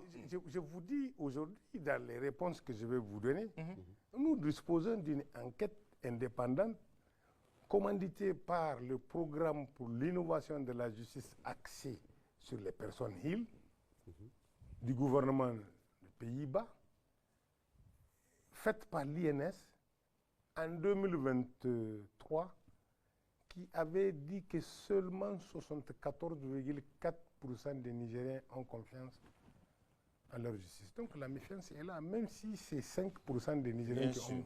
Bien sûr. Mais depuis que nous sommes à la tête de ce département ministériel et compte tenu de certaines décisions que nous avons prises, les lignes ont bougé. Okay. Les réformes sociales prennent du temps à s'implémenter, mais elles sont progressives et évolutives. Aujourd'hui, le degré de confiance est passé de 74,4 à 74,8. D'accord. En un an. Ce qui veut dire qu'il y a quelque chose qui a changé et ce n'est pas le fait du hasard. Bien que ce qui devait amener ce changement drastique n'a pas encore vu le jour. Mais nous avons élaboré un nouveau statut de la magistrature avec un plan de carrière pour que chaque magistrat, du fait de ce plan, sache que même si on dit tel poste est vacant, dès qu'il regarde son statut, son grade, il ne peut même pas lever un pouce pour aller le chercher. Mais cette réforme n'a pas encore été adoptée. Les textes sont dans le circuit d'adoption, quand bien même les gens pensent qu'on n'a rien fait. Mais pour amener cette confiance, nous avons pris des circulaires pour rappeler aux magistrats et aux chefs de juridiction leurs obligations administratives et statutaires, le respect de l'honneur, le respect des justiciables, le traitement diligent des procédures. Et nous avons créé, par exemple, des postes de procureurs délégués à Gouré pour décongestionner, et nous envisageons en créer d'autres. Nous avons, à travers une circulaire, remis sur la table un mode alternatif de règlement de conflit qui est presque une médiation pénale, ce qu'on appelle la CRPC, la comparution sur reconnaissance préalable de culpabilité, si vous voulez, qu'on appelle plaider coupable. Toute chose qui a permis de désengorger les établissements pénitentiaires. Et nous allons aborder cette question sûrement, je sais. Mais avec ce plaider coupable, d'une juridiction qui l'applique en 2023, nous sommes passés à une vingtaine. Au nombre desquels figurent les 9 tribunaux de grande instance de Niamey, à l'exception du tribunal de Difa, plus 11 tribunaux de sens. Et progressivement, cette procédure est en train de faire son bout de chemin. Elle a l'avantage de la célérité, l'avantage d'impliquer l'accord de toutes les parties, les concernés, la personne poursuivie, mais aussi la victime, et de toucher le délinquant dans son portefeuille. Donc vous voyez, et nous avons maintenant entrepris de faire un effort pour aller vers les justiciables, en leur apportant, pour des justiciables qui sont dans une situation de détresse, des situations de justiciables vulnérables, démunis, pour leur apporter de l'assistance dans le traitement de leur dossier judiciaire. Pour un objectif de 1800 personnes, nous avons assisté 2677 personnes majeures cette année. Pour un objectif pour des personnes mineures de 300, nous avons assisté 811 mineurs en conflit avec la loi ou en danger avec la loi. Nous avons aussi boosté les tribunaux à travailler. Nous avons un objectif de faire 40 sessions de chambres criminelles, mais nous en avons fait 48. Nous sommes là, à ce niveau aussi, à un taux d'exécution de 120%. Et avec ces chambres criminelles, nous avons jugé 900 dossiers. Nous sommes en train de vouloir appliquer ce qui s'est fait au Burkina, plus de dossiers dans les tiroirs. D'envisager de faire des audiences où nous allons évacuer tous les dossiers correctionnels qui sont là. Voilà, des audiences foraines que nous allons faire. Et je vous dis, les choses ont évolué. Avant, un dossier criminel, M. Kemogo, peut vous faire 10 ans. Mais avec la régularité des tenues des chambres criminelles, nous sommes à des dossiers des infractions commises en 2000, 2001, 2006. Plus jamais les infractions commises antérieurement. C'est pour vous dire que ça marche. Et parallèlement, nous avons, pour attirer les Nigériens, nous avons organisé des journées portes ouvertes. Et nous entendons multiplier cette initiative pour qu'au siège de chaque tribunal de grande instance, que l'on organise une journée porte ouverte pour permettre aux justiciables de venir poser toutes les questions qu'ils veulent pour comprendre le fonctionnement de leur justice. Parce que c'est leur justice, c'est à eux qu'elle appartient. C'est pour eux qu'elle est là. Donc il faut qu'ils comprennent son fonctionnement. Et les rapports avec Bon, le rapport avec les syndicats, bon, les gens en débattent. Mais moi, je ne vois pas les raisons pour en débattre. Parce qu'on a aussi un élément de jauge. Pour jauger la sérénité dans un milieu, c'est l'absence de mouvement. Je suis ministre de la Justice il y a 18 mois, je n'ai jamais enregistré un mouvement de grève, même si par ailleurs, il y a des préavis de grève qui sont lancés là et là. Et sur ça, je me garde de faire le commentaire, puisque même pour certains préavis, par exemple pour le syndicat des magistrats, ce n'est pas l'effet du juge, ce n'est pas l'effet du ministère. C'est des comportements isolés des magistrats qui ont amené cette organisation à déposer un préavis. Ça, c'est l'histoire de ce qui s'est passé à Tillabéri et à Koni. Qu'est-ce que le ministère a à voir dans ça? Voilà. Merci. Monsieur le ministre, vous avez parlé de sensibilisation. Donc, la communication est d'autant plus importante pour vous rapprocher des justiciables parce que les Nigériens ne sont pas souvent en phase avec leur justice, qu'ils n'arrivent pas à saisir dans sa procédure et sa complicité. Est-ce qu'il ne faut pas envisager une simplification des procédures en même temps que la prise en compte de nos traditions et réalités locales pour une justice véritablement nigérienne et que nos compatriotes accèdent facilement à la justice sans barrière aucune? Depuis que nous sommes à la tête de ce département ministériel, c'est une composante de notre lettre d'émission. Et c'est dans ce genre d'activités que nous sommes en train de nous inscrire. Nous avons, pour y procéder, comme votre collègue m'a posé la question, du code de procédure pénale. Nous l'avons reçu, ce code de procédure pénale est une véritable révolution en matière pénale. Parce qu'il prescrit des délais de traitement incompressibles des dossiers auxquels sont tenus aussi bien les parties poursuivantes que les juridictions de jugement. Il prévoit des alternatives à l'incarcération. Et il prévoit aussi d'autres mécanismes de médiation. Mais ce code est dans le circuit d'adoption, mais en attendant qu'il soit adopté, on n'est pas resté là.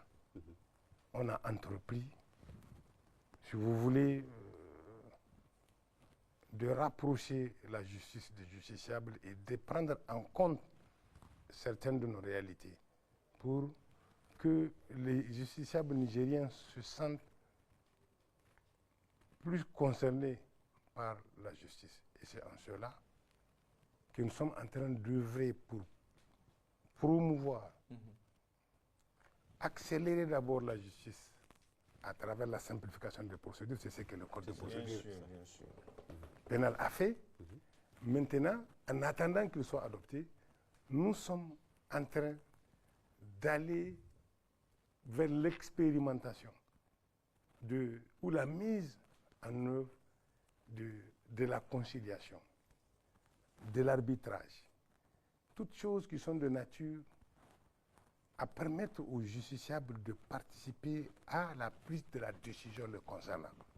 S'agissant, par exemple, de la conciliation, c'est une procédure qui est prévue aussi bien devant les juridictions commerciales, administratives, sociales et civiles. Nous avons attiré l'attention des chefs de juridiction pour qu'ils privilégient ce mode de règlement amiable des différends. C'est ainsi que pour l'année 2024, au tribunal de commerce, qui a une audience de conciliation statutairement obligatoire, sur 400 dossiers, 80 ont fait l'objet de conciliation. Et vous savez, on a coutume de dire vaut mieux un mauvais arrangement qu'un bon procès. Donc, voilà ce qui se passe. Et nous avons incité les tribunaux d'instance à l'intérieur, qui aussi doivent le faire, pour privilégier la conciliation. Parce que nos traditions ne sont pas belliqueuses. Les règlements, les conflits se règlent de façon amiable. Et dites-vous bien, pour l'année 2024, sur une quinzaine de tribunaux d'instance, 1489 affaires ont fait l'objet de conciliation. Tandis que sur la même période, pour les 37 juridictions, il n'y en a eu que 770. D'accord. La machine est en marche. OK. Et je suis sûr qu'elle va aboutir. Et parallèlement, nous avons développé aussi des initiatives qui encouragent les magistrats à privilégier les conciliations judiciaires, à privilégier, à conseiller les gens à aller vers l'arbitrage, avec le centre de médiation et d'arbitrage qui est là à Niamey. Et parallèlement maintenant, dans tous les contrats qui intéressent les investissements au Niger, c'est une grande première, M. Ablaye Kemogo. Oui. Aucun contrat qui intéresse les ressources minières de notre pays ne peut être signé et insérer une clause attributive de compétence à un centre d'arbitrage qui se trouve au Niger. Ça, c'est vraiment un autre acte de souveraineté à saluer parce qu'il permet de sauvegarder les intérêts du Niger. Dorénavant, toutes les conventions d'investissement, si elles vont être réglées, leurs différends vont être réglés par le mécanisme de l'arbitrage, c'est serré au Niger. C'est en réponse à l'attaque d'Areva? Oui, en réponse à l'attaque d'Areva. Ou Orano? Orano, tout. À l'époque, c'est des clauses qu'on nous impose. C'est des clauses qu'on nous impose. Les contrats, là, ils viennent dans la poste, vous allez vous signer. Maintenant, ce n'est plus ça. Nous discutons d'égal à égal sur les clauses contractuelles. Et d'ailleurs, ça, c'est une priorité et nécessité absolue que les partenaires nigériens le sachent. Aucune clause attributive de compétence ne va conférer la compétence de règlement d'un litige pour les biens nigériens à un tribunal qui se trouve ailleurs. D'accord. Ça, c'est clair. Et aussi, pour vous montrer ce que nous sommes en train de faire en matière de conciliation, nous avons, avec l'appui de nos partenaires, élaboré un guide de règlement des litiges fonciers. OK. Et nous avons aussi développé une plateforme numérique avec ce que vous appelez un vocal, comment on appelle un truc vocal, qui permet aux Nigériens, lettrés ou non, de s'informer sur le litige le concernant. Comme on fait le vocal là de WhatsApp. C'est pour vous dire que vraiment il y a un effort qui est en train de être fait pour rapprocher la justice des justiciables. Et nous avons aussi toujours dans ce cadre, en rapport avec la chefferie traditionnelle, conçu, validé un procès verbal type qui va être utilisé sur toute l'étendue du territoire par les chefs traditionnels dans leur mission de conciliation de justiciables. Ce n'est pas un rien. Bien sûr. Et puis, plus encore, M. Kemogo, nous avons pris des mesures pour interdire à tous les officiers de police judiciaire, y compris les procureurs, de pénaliser des affaires civiles. Je les ai personnellement reçus dans mon bureau. Et mais c'est la tendance actuelle. Hein? Non, je vous dis, je les ai personnellement reçus dans mon bureau et je leur ai dit, voilà ce que la loi a prévu, c'est une habilitation. On en a parlé. et les instructions ont été données aux procureurs généraux pour suivre et rendre effective cette circulaire. Parce qu'on a pris des actes, ce n'est pas seulement parler. Nous avons pris des actes et nous avons demandé à ce que le suivi soit fait par les procureurs généraux, les procureurs près des tribunaux de grande instance. D'accord. Monsieur le ministre, la question des droits humains et des libertés fondamentales suscite parfois des débats. Quel état des lieux en faites-vous et que faut-il faire pour la promotion des droits humains et des libertés fondamentales au Niger? Bon, merci, M. Abdoulaye Kemogo. Vous savez, la question des droits de l'homme, des droits humains, là, c'est un idéal. Bien sûr. C'est un idéal. Et plus on vous donne, plus vous en avez besoin. Oui, bien sûr. Et ça fait l'objet de débats parce que il y a beaucoup d'acteurs intervenant dans ce domaine, des acteurs nationaux et des acteurs extérieurs. Bien sûr. Vous avez des nationalistes et aussi des apatrides. Mais en tous les cas, depuis la proclamation du 26 juillet 2023, il a été clairement annoncé par le CNSP qu'ils sont rattachés à tous les instruments juridiques universels, régionaux de droits de l'homme auxquels le Niger est parti. Et pour preuve, malgré l'animosité dont la communauté internationale a fait montre en violation de ces mêmes règles de droits de l'homme, parce que le droit à l'alimentation, c'est un droit. Bien sûr. Il fait partie des droits contenus dans le pacte international sur les droits civiques, civils et politiques.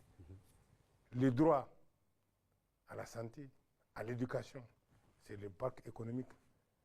On nous a empêchés d'avoir même accès aux médicaments. Même les conventions internationales portant sur les pays sans littoral ont été violées par ces mêmes acteurs qui pensent être le centre de droits de l'homme. Mais malgré cette adversité, malgré cette adversité, le Niger, dans les temps difficiles, nous avons présenté notre rapport à Genève le 30 janvier 2024 sur la mise en œuvre de la Convention des Nations Unies pour l'élimination de toutes les formes de discrimination à l'égard des femmes. Et nous avons au niveau régional, à Lesotho, en février 2024, présenté notre rapport sur la mise en œuvre de la charte des droits et du bien-être de l'enfant à l'Académie. Et nous avons aussi continué à élaborer d'autres rapports qui vont être adressés aux organes de traité sur les droits des travailleurs migrants et sur l'élimination des traitements cruels, inhumains et dégradants.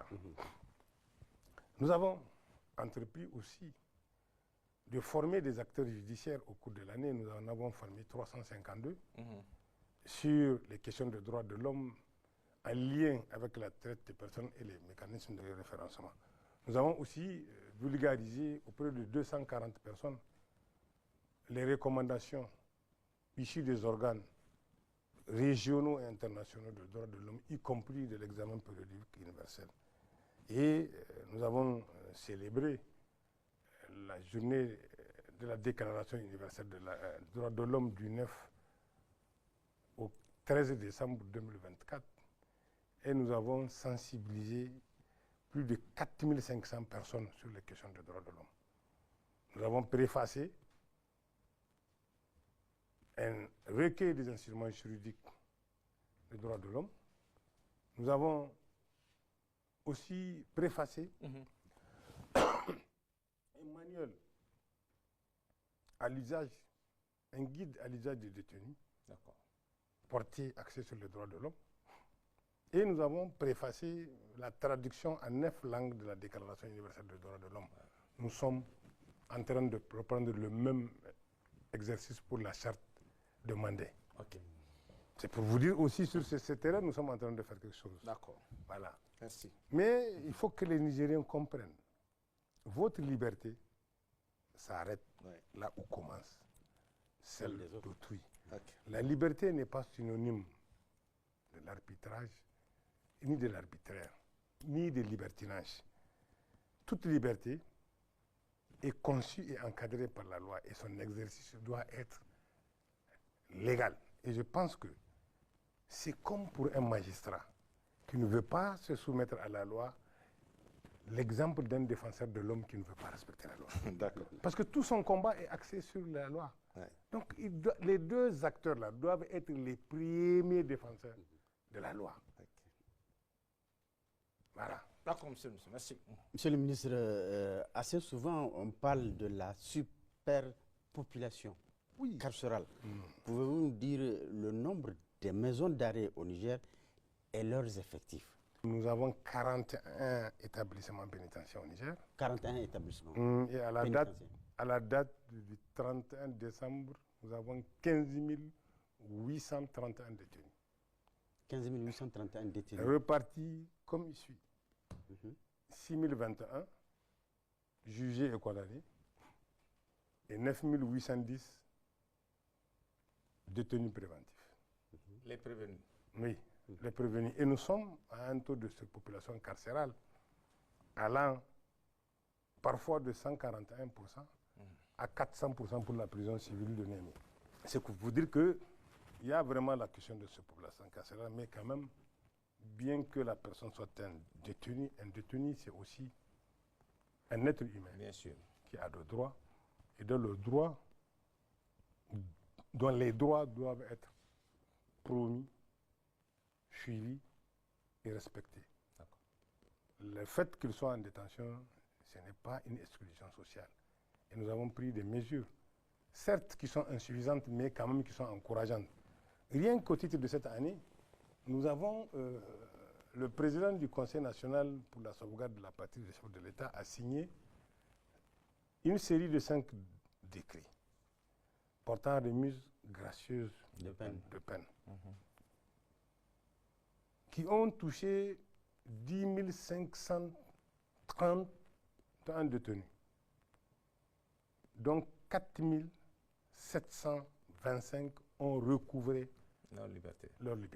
C'est une manière de désengorger. C'est une manière de désengorger aussi les prisons.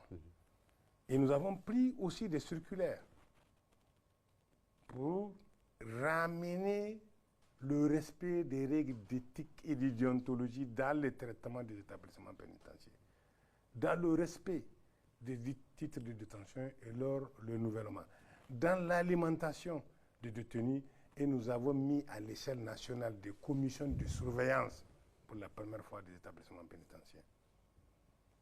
C'est pour vous dire que nous sommes en train de faire. Et nous avons organisé une formation dans toutes les régions du pays. Zender, Maradi, Niamey, Tawa, Agadez, sur l'intégration de normes juridiques universelles et régionales des droits de l'homme dans la gestion des prisons. C'est ce qu'on appelle les règles minimales. Les règles Nelson Mandela pour la gestion des détenus. Nous avons formé 84 régisseurs, surveillants et greffiers pénitentiaires. Nous avons organisé une activité de monitoring des centres de détention, c'est-à-dire des unités d'enquête de police judiciaire jusqu'aux prisons. Nous avons dépêché pour nous assurer du respect des droits de ces personnes au sein des établissements pénitentiaires.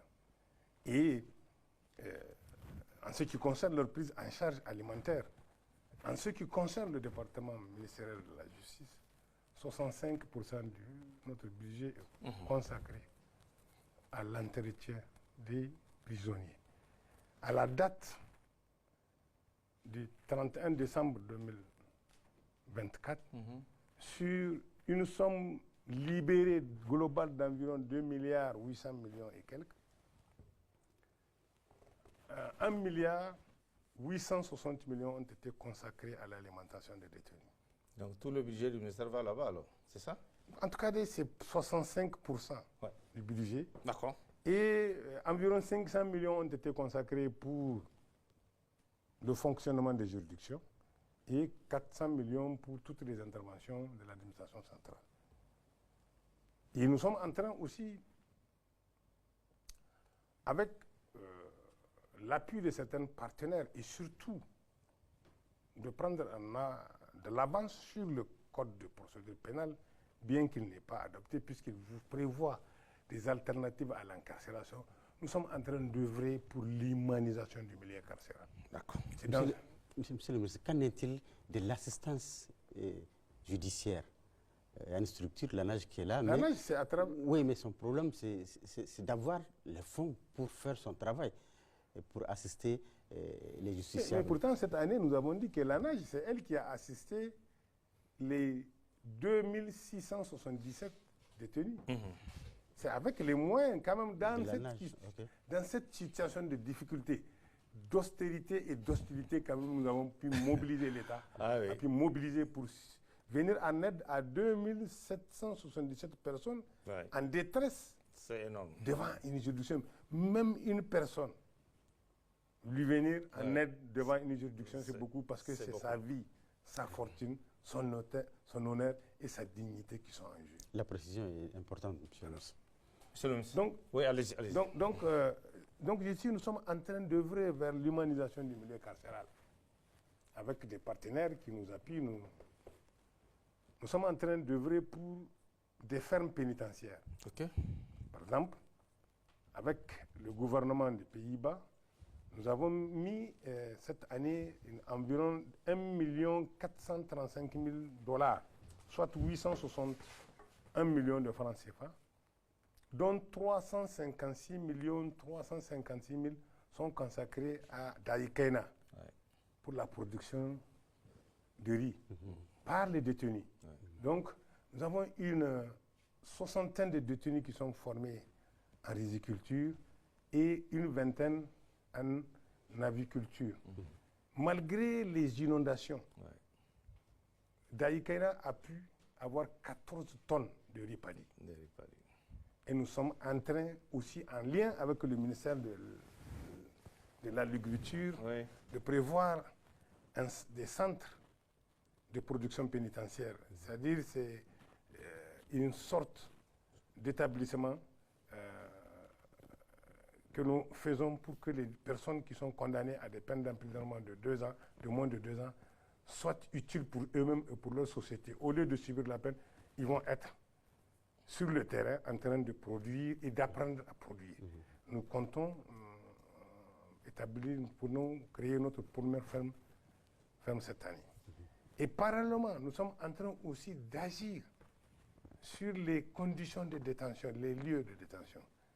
On a consacré 1,8 milliard à l'entretien, mais aussi nous avons consacré 1,2 milliard pour l'entretien et la réfection des prisons, des bâtiments. D'accord. C'est pour vous dire que vraiment il y a des efforts qui sont en train d'être faits. Et dans ces moments d'austérité ou de toutes les difficultés qui nous ont été imposées, l'État se débrouille quand même pour que les détenus soient traités avec dignité. Et je vous dis que nous avons amélioré aussi l'alimentation en eau d'au moins 2488 détenus.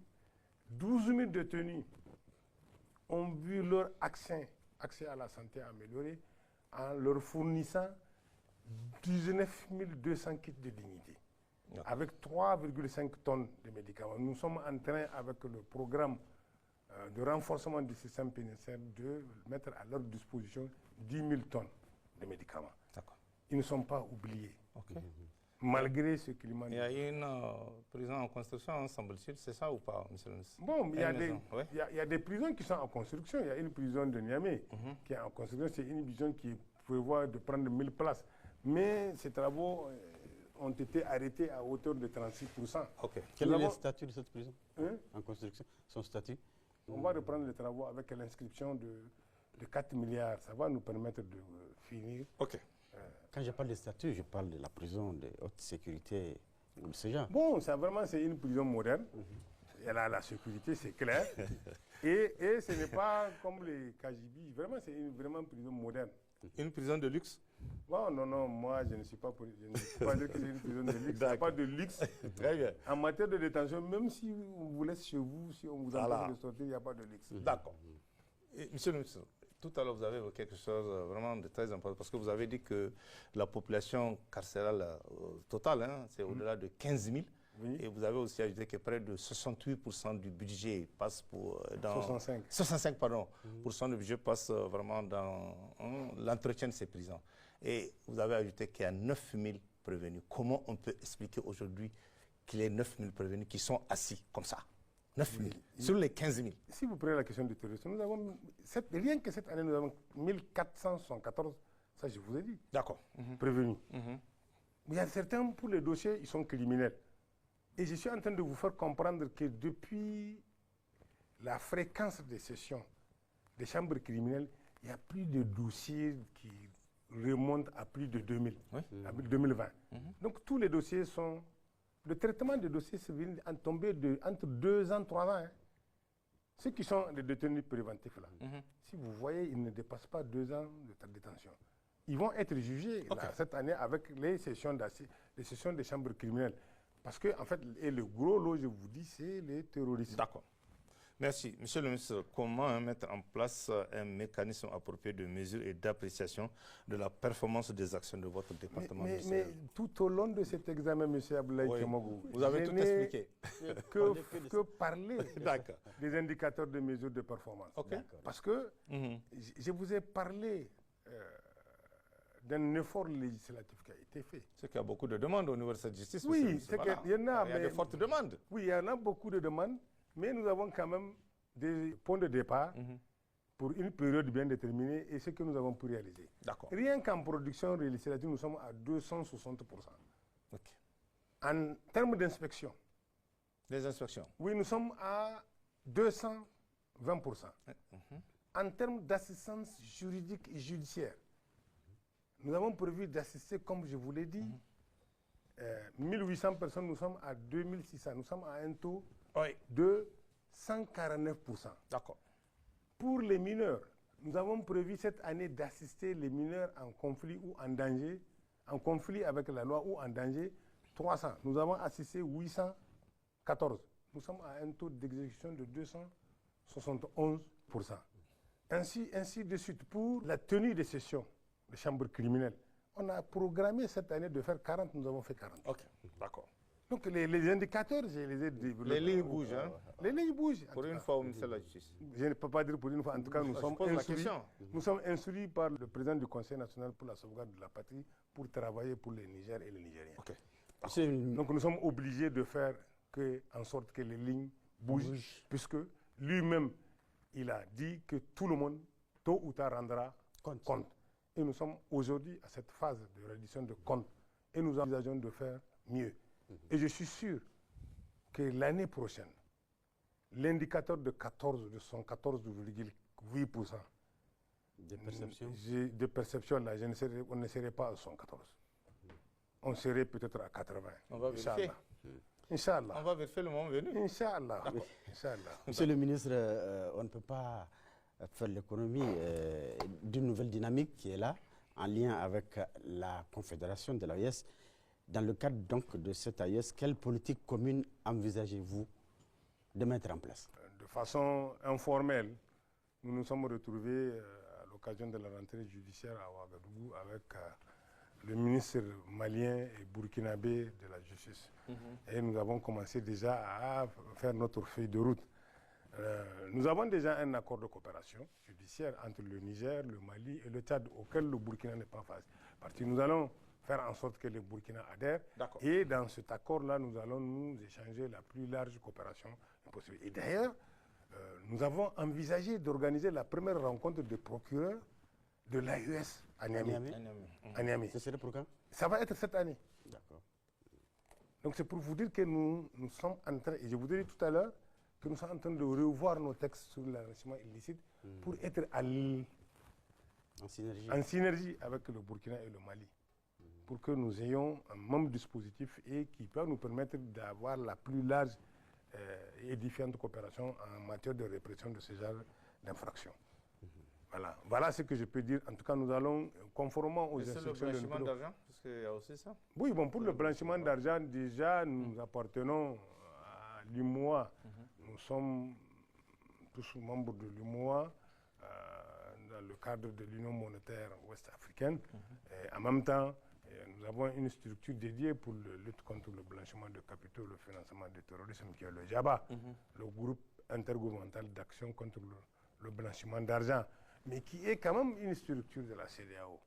Nous avons démissionné de la CEDEAO, mais nous entendons maintenir notre présence au sein du JABA parce qu'on peut être au sein de ce groupe régional de type GAFI, parce que le GAFI, c'est le groupe d'action financière internationale, sans être membre d'un État. Vous avez les îles Comores qui sont membres de l'État. Nous envisageons de le faire. Et si maintenant il faut aller au-delà, au sein de l'AES, nous ne manquerons pas d'identifier. Un mot sur le CENTIF. Oui, bon, la CENTIF, c'est la cellule de traitement des informations financières. Oui. C'est l'unité spécialisée en matière de lutte contre le blanchiment de capitaux et le financement du terrorisme. D'accord. Et le traçage de toute l'économie criminelle. L'avantage de cette unité, c'est qu'elle a des accords avec beaucoup d'unités de renseignement financier du monde et elle appartient à un grand groupe qu'on appelle le groupe Egmont, avec lequel ils ont la facilité d'avoir toute information qu'ils demandent, si en tout cas ils la détiennent. Même si les Français ne veulent pas, ils peuvent l'avoir. Donc tous ces capitaux qui s'en vont là, on va les tracer ou comment en tout cas, il suffit de lancer et nous sommes en train de le faire. D'accord. Je me connais dans ce domaine et je sais que la coopération est aussi facile. D'accord.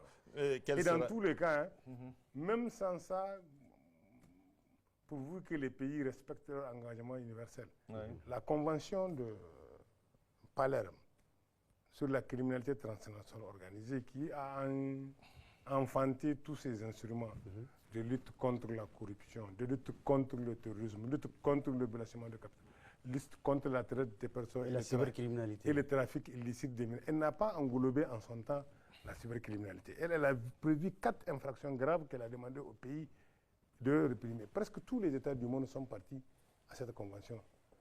D'accord.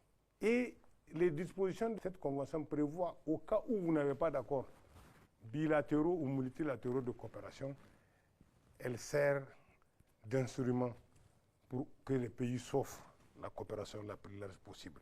Le seul fait d'appartenir à cette convention suffit pour obtenir. Mais encore là, il faut que les États soient de bonne volonté. Sinon, on a les moyens quand même de tracer. Mais le gros de problème de la lutte contre le blanchiment de capitaux au Niger, M. Tchemogo, ce n'est pas pour vous décourager, c'est la prédominance de l'informel. Oui, c'est ce qui rend difficile la lutte contre le blanchiment de capitaux. Parce qu'il n'y a pas de traces, quoi. Oui, le recours, la bancarisation de l'économie n'est pas assez soutenue. Mais quand même, il y a des canaux par lesquels on peut passer si on est un bon enquêteur. Nous avons déjà tenu des réunions avec les unités d'enquête en présence du procureur sur lesquelles les orientations ont été données pour des pistes pour envisager les enquêtes avec beaucoup de sérénité et nous espérons que les résultats nous parviendront. Quel sera votre mot de la fin? C'est un secteur vital, très stratégique, la justice. C'est pour cela qu'on a été long, puisqu'il y a beaucoup de questions qui sont d'intérêt national. Effectivement. Je vous remercie pour l'occasion que vous m'avez donnée pour rendre compte au peuple nigérien, au nom duquel la justice est rendue, des activités que nous avons menées à la tête de ce département ministériel. Je remercie son Excellence, Monsieur le Président du Conseil national pour la sauvegarde de la patrie, pour la confiance qu'il a placée à ma personne pour gérer ce département ministériel, malgré le nombre de défis. Et je salue la résilience du peuple nigérien. Je leur demande de faire confiance au CNSP, à son président et à leur justice, Inch'Allah, où la justice sociale dont il verra le jour. Parce que ce qui est sûr, je n'ai jamais entendu son Excellence, Monsieur le Président du Conseil national pour la sauvegarde de la patrie, demander d'épargner X ou Y dans le cadre d'une procédure. Jamais. Et je me souviens bien, lorsque la COLDEF a été installée, devant les membres du CNSP et les membres de la COLDEF sont là quand il a dit qu'il leur donne carte blanche pour aller travailler. Si tout celui qui bouffe un franc de l'État, il n'a qu'à le payer. D'accord.